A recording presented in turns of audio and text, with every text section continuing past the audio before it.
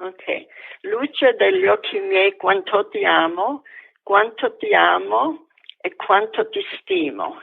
Che bene te ne voglio più di prima, che pura notte in sonno ti chiamo. So what this means is, light of my eyes, how much I love you.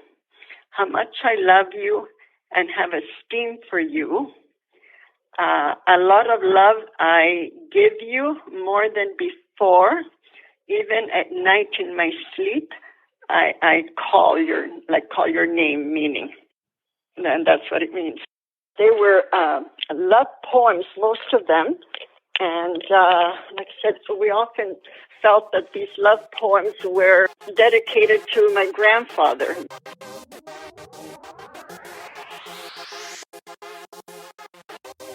We actually call our grandmother Niente, which is the Chinese word for grandmother on the father's side of the family.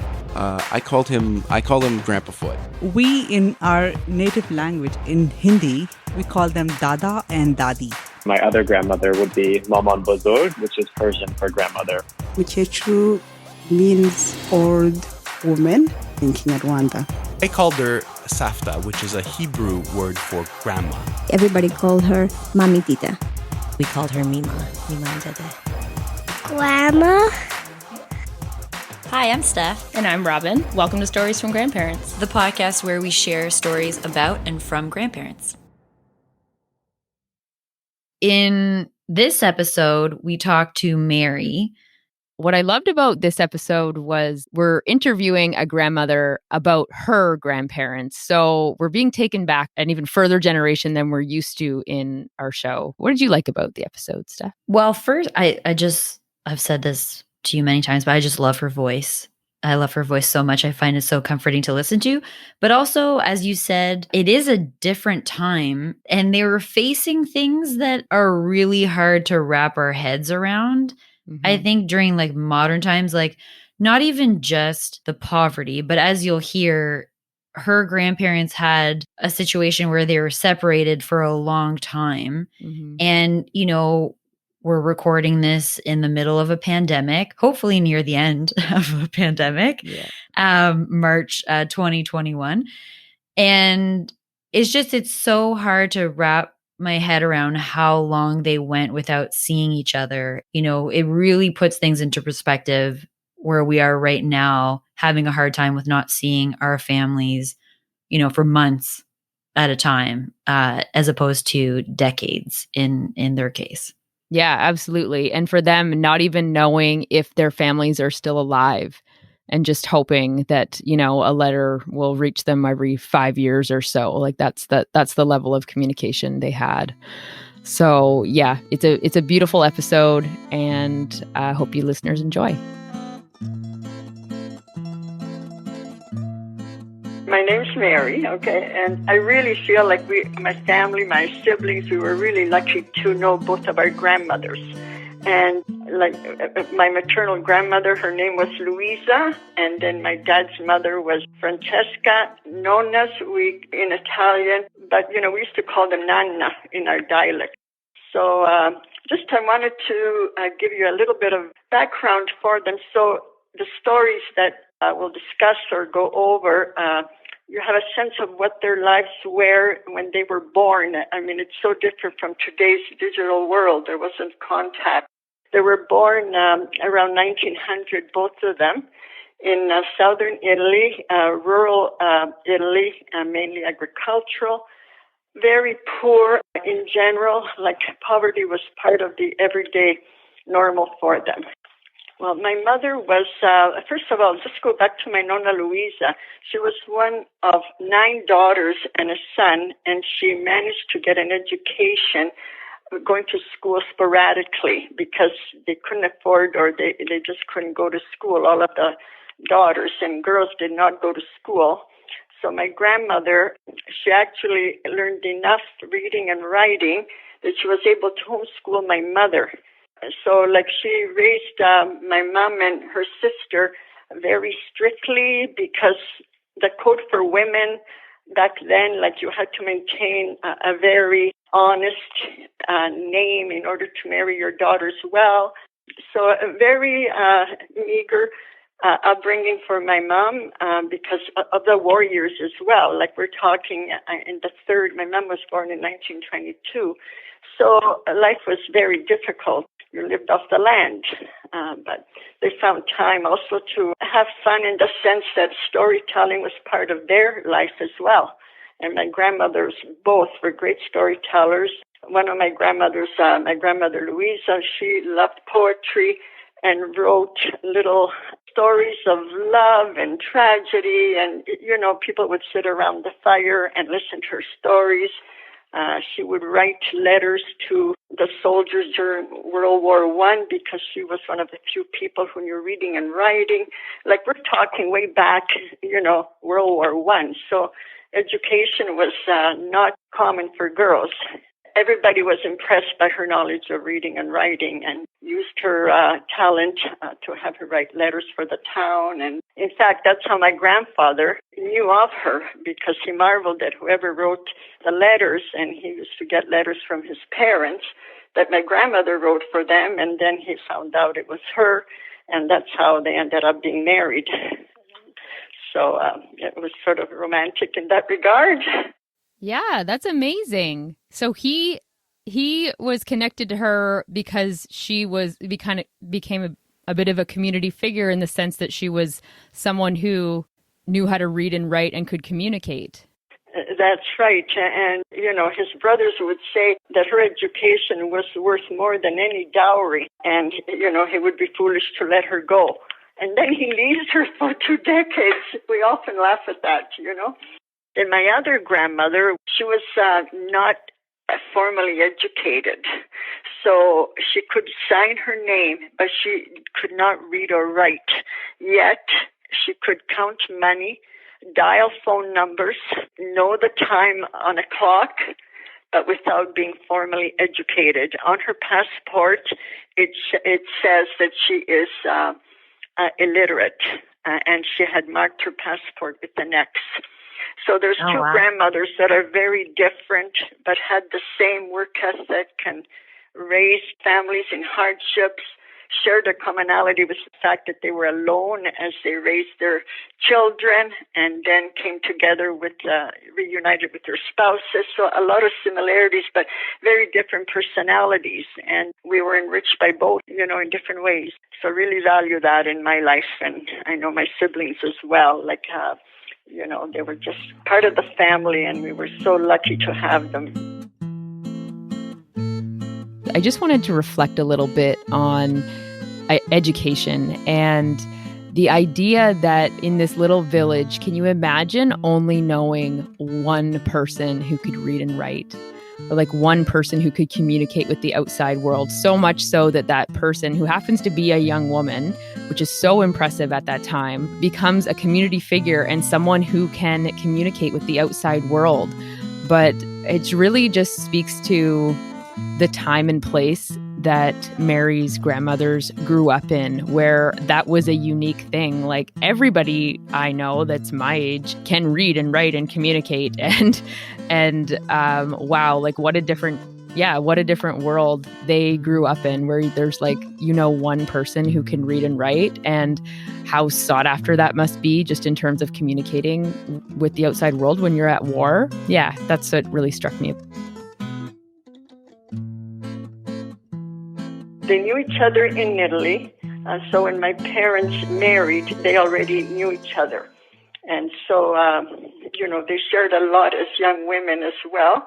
And because of the poverty, like it was very common for the men to emigrate, which was a huge impact on families. So my grandmothers were left as young women with young children prior to the Depression. And a lot of the men that emigrated, some to North America, some to South America, their hopes were like to go, I'll make some money, go back to Italy, and, you know, my family will prosper. But in reality, like a lot of them didn't go back. A few did. And then like my grandfathers, a lot lost contact with their families because of the Depression, World War II. So my grandmothers pretty much were in that category and were left to their own resourcefulness to raise their kids, their children. They were the single parents of their time. The towns, because there were so many of women like my grandmothers, they were called like the white widows because they couldn't mourn their husbands and wear black as was the custom back then, but they were alone and they worked the land. It was a very hard, harsh life, but they managed to raise their children and reunite with their husbands in their late 50s. So that marveled us all how they could just resume their lives with their spouses when they were apart for so long. And I would tease my grandmother Louisa and say, how can you be so devoted to Nono when he left you for 30 years? And she'd say, oh, but, that was the times. And they always were very devoted, both of them, to my grandfathers, despite being separated for so long. And that always sort of marveled all of us how they could just pick up their lives and they were used to their independence, and then their husbands were back in their lives and they had to sort of coexist and, carry on a life together. But they did, and we all benefited from them, from their hard work. So, those were inspirational things when I think of it. Yeah, absolutely. Because 30 years, to be apart for 30 years, that's a lifetime. It's a lifetime. My mother was 6 years old when her father left for Argentina, and she saw her father when she was 30 years old, she was already with 4 children by the time she saw her father again. So my grandmother, they were both in their 50s when they reunited with their husbands. And they didn't see each other at all during that time? No. Or did he come? No. Visits? My grandmother Louisa, her husband was in Argentina, and you had the Depression. There wasn't any, the odd letter would go and, found its way, but there was no money sent. The Depression, just political situations like in Argentina, the Perón years. My grandfather thought, they would go to Italy, bring money back, but in reality, we always suspected they might have led different lives, but they did eventually reunite with my grandmothers.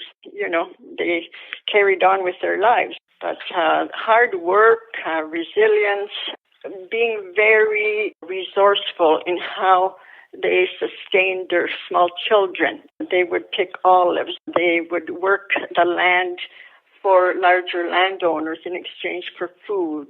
They were never fairly compensated for the work they did, because they were taken advantage of. The larger landowners knew they needed the work and, they never really paid them fairly. They married their daughters. They, were honorable because they were expected to be very faithful to their husbands, even though they were away for all those years. And, that was an honorable thing to, maintain your dignity and marry your daughters and just live in a man's world, but working very, very hard to sustain their children. Mm-hmm. And now that I know the detail that there was really no money sent back, mm-hmm. It really, shifts my perspective, how difficult that life must have been, because you must wonder, what's the point? What's the point of your husband being gone? Right, but it was the normal for a lot of the men went to different parts of the States and Canada, South America. In fact, my grandmother's sister, they emigrated to Argentina. But my grandfather never really, sent for his wife because he always wanted to go back. They always had the dream that they would eventually go back. But my Nonna Francesca, my dad's mother, her husband never went back. She came to Canada to meet up with him after the war. Because, after the war, more correspondence, people from the town would see him and say, your family's still alive. And, they just went through difficult times, maybe where they were living. And, they were not alone in this, raising children alone. There were many women in their area who were also in the same position, raising children, and the husbands emigrated, and very little money, probably none at all at some point. But it was the times, like, men, a lot of them that emigrated, like they had hardships wherever they were. Like I know my dad's father was also like in Canada, but he roamed the Depression years in the States looking for work. Then he thought the war, maybe his family had died. There wasn't a lot of communication. So circumstances dictated why they were apart so much. Then my other nonna, Francesca, she was a very strong outside work. She was like a man working outside in the fields. They didn't have a huge piece of land themselves, so they would work for bigger landowners who would compensate them with part of the harvest, never fairly because it was never enough. So she would do other jobs like hiring herself out to pick olives, to help people with different domestic chores. And also she would be hired to prepare a deceased person for burial because there were no funeral homes back then. So my grandmother would, bathe and dress them for the family, and then they would pay her maybe with some flour and sugar and oil, whatever the family could offer. So very resourceful in ways to have food on the table for their children. Can you remember some of the stories your grandmother used to tell? Like a lot of the stories would be like the war years. And one that really resonates with me sometimes that it's hard to even imagine, like my grandmother, my nonna Francesca, again, during the war when sugar, flour were very scarce, food was scarce. They had a ration, the story she tells us, they had a place where they rationed the flour, and then once you got your flour, that was it. But it was never enough. And she went back for more flour. Whoever was dispensing the flour said, come at the end of the day, because any flour that goes on the floor, you can sweep it up. So she did.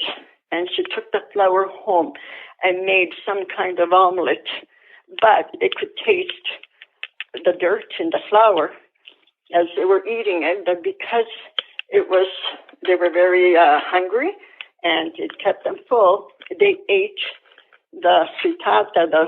It was like an omelet with the flour that they made to sustain themselves. And it was very lean years during the war.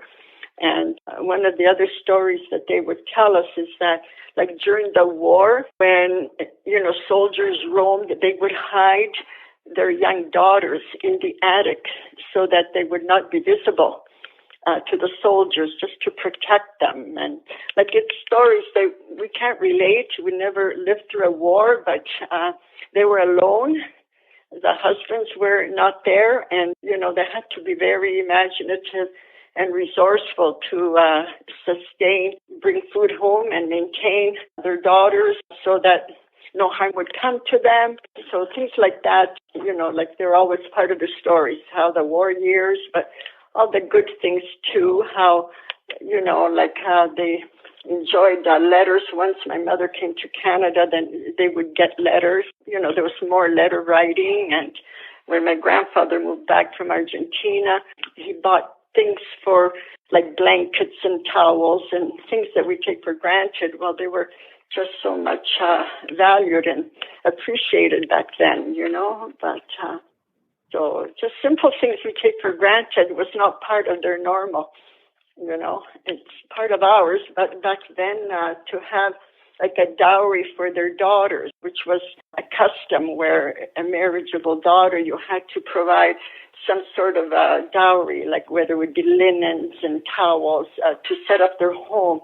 Well, because their husbands were away, they had meager means, and it would take a long time to maybe get a few towels together and earn the money to buy some sheets or blankets. And so very, very different times for my grandmothers, yes. I know Steph's definitely heard me tell the story a million times by now, but my grandmother, my maternal grandmother, was one of 14 children. Mm-hmm. And she had 9 children of her own. So my mom is one of 9. And I was back in Nova Scotia, like where I'm from originally. It was where my nan lived. And I was helping her make dinner, and I was asking her if she had the ingredients for a salad. Like I wanted to make a salad with our meal. And she was like, you kids today. She's like, when I was your age, I never heard tell a salad. She said, we'd have a bowl of lettuce, and we'd have a bowl of tomato sliced up, and then we'd maybe have a bowl of cucumber, maybe some vinegar. I'd never heard tell a salad. And I was like, yeah, Nan, like I get it. You're older than salad. And but I was like, how does that make me spoiled? Like I'm just mixing those things together. How does that make me spoiled?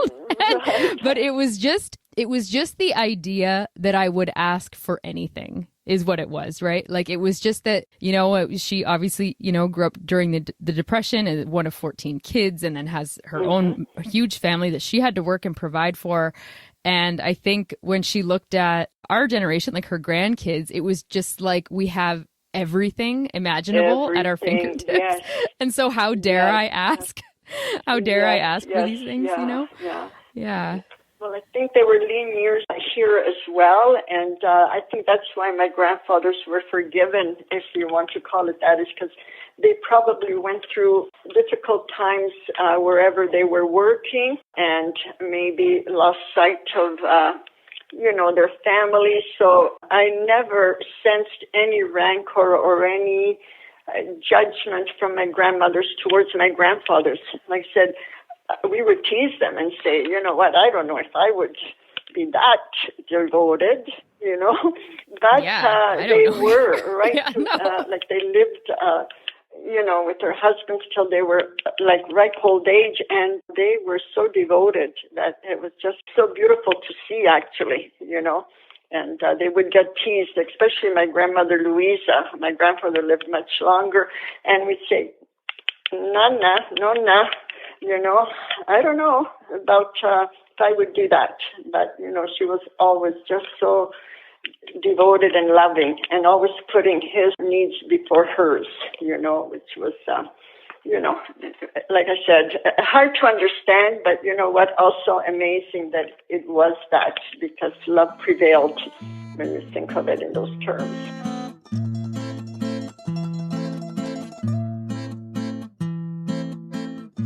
In Argentina, my grandfather would tell the story of, like he'd always say, Eva Perón. You've seen, I don't know if you know the history of Argentina, yes. Where it was very, very political. Like my grandfather lived those Perón years, and that's when, like, the money devalued. That was the other thing. Like when he went back to Italy, the money they saved was devalued, so he did not go back to Italy with the riches they thought they would have, because the political climate was so different. But he would tell us how they would share accommodation, so they would not spend a lot of money, and how they would not bank their money. They would sew it in little pillowcases so that it would be out of sight. And like we're talking like pre-war years and during the war. So those were the stories, And my grandfather, we don't really know what kind of work he did there, like whether he worked in a factory, but he was there for many years. And we always suspect that he might have had some other liaisons with, some other, and maybe a second family. But my grandmother swears that it wasn't true. And we have no real proof that there was any, Right. But, like we always wondered, because that was the case in many situations where men who would not return back to Italy, they resumed their lives with other spouses or, other families. But that isn't the case with my grandfather. So, from what we know, we always, we'd ask, and of course, we'd say, maybe we'd ask other people who had been in Argentina trying to get some kind of idea. And But we did have one question, like when my grandfather passed away, he was calling someone, and it was not my grandmother he was calling. And but my grandmother just said, "I am here." She answered him like, "I am here," just assuming that he knew he was calling that person. So that's how we sort of thought there might have been another person or significant other in his life that maybe prevented him from going back, but we don't have any proof, and it's just by that, sort of last, where my grandfather was passing away, calling this other person's name. And we always sort of a big question mark. My grandmother swore that it was not the case, yet she answered him that she said, "I'm here." Whoever he was calling, she said, "I'm here." She didn't say, "I'm Louisa." Whoever he was calling, she just confirmed that she was there. So maybe she knew, but never shared it with us. And, it was the way things were back then. And that was how they always rationalized everything. Yeah, I could see that for sure. Yeah.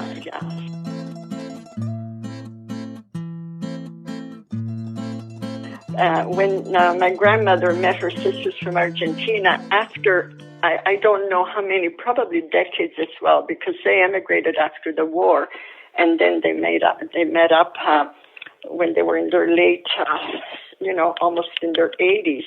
They stripped to show each other how their bodies had aged and how kind old age had been to them, to see who maintained their nice skin or their less wrinkles. And it was quite funny, actually, that they did that. But I don't know if I would do that. But, they were very fun-loving, and they had a sense of humor. So, it was quite funny when we heard that. Yeah, because we kind of think of older people as being, more shy, more reserved with that type of thing. And so the idea that they haven't seen each other in so long. And I found that they were more open about stuff like that, maybe because they were very close, the 9 sisters, and they would both say, we're the same people underneath these wrinkles. Both of them would say that, "Grandma, how do you feel?" Or "Nonna, how do you feel now that you're old?" And they go, "Well, I'm the same person. I haven't changed beneath the wrinkles." And, that's something to keep in mind, because now I look at myself in the mirror and I'll ask myself the same thing. You feel you're the same person under the wrinkles now? That's right. No matter the age,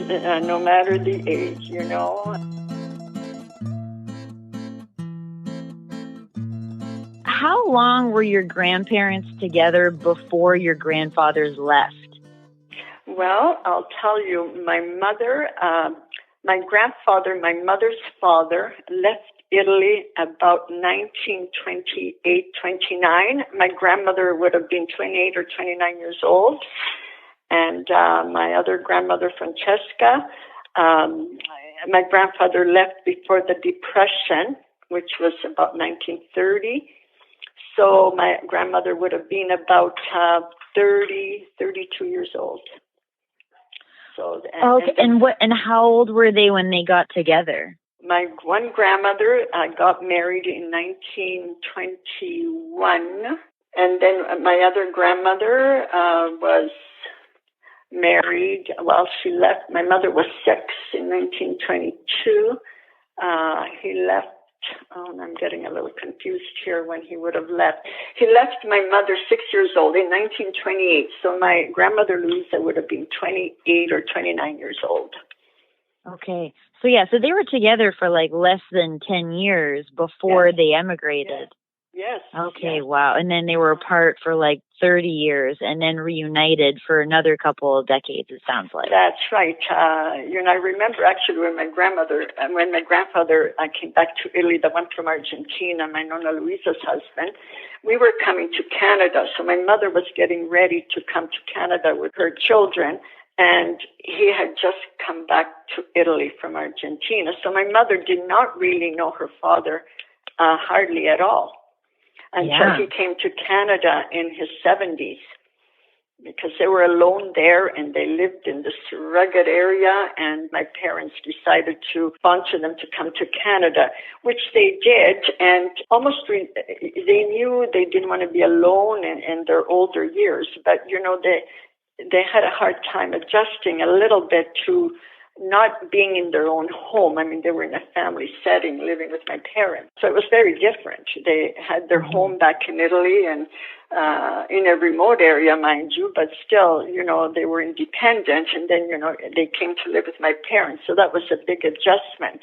So that took, we always used to say, I wonder, if they longed for Italy. They never did go back once they came here, because they were older when they came. And then my grandmother, Francesca, she came to Canada to meet my grandfather after the war. In 1951, she came.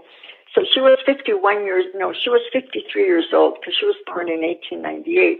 So they resumed the relationship, just like, they were apart, but, they managed to reunite and carry on their lives here. But again, learning to live in a different country, winters, which they didn't have back in Italy, just different dynamics to life here than living on a rural property in Italy. And so it was very difficult. There were some difficult years trying to adjust to life in Canada. It wasn't easy for them to just relate to a new climate, new culture, just different lifestyles. So there was years of adjustment as well. Sure. Yeah. No, that makes a lot of sense. It's a lot of life changes all at once. Yes. I mean, we were children and felt it, but we adapted very quickly. But my grandparents, I think it took them a little longer.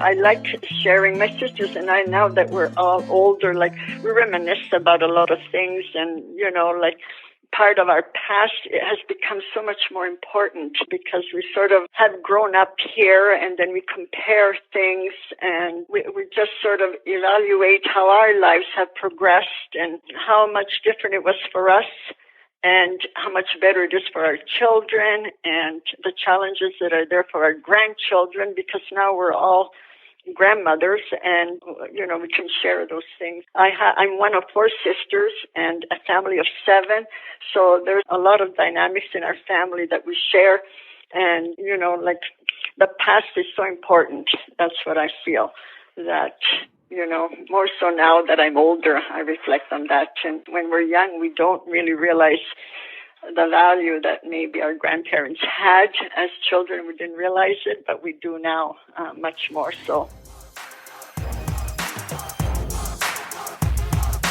Thank you for listening to Stories from Grandparents. If you have any interest in submitting stories, or if you want to participate on the podcast, please send us an email at storiesfromgrandparentspodcast@gmail.com. And don't forget to rate, review, and subscribe on Apple Podcasts, Spotify, or wherever you listen. It really helps us out.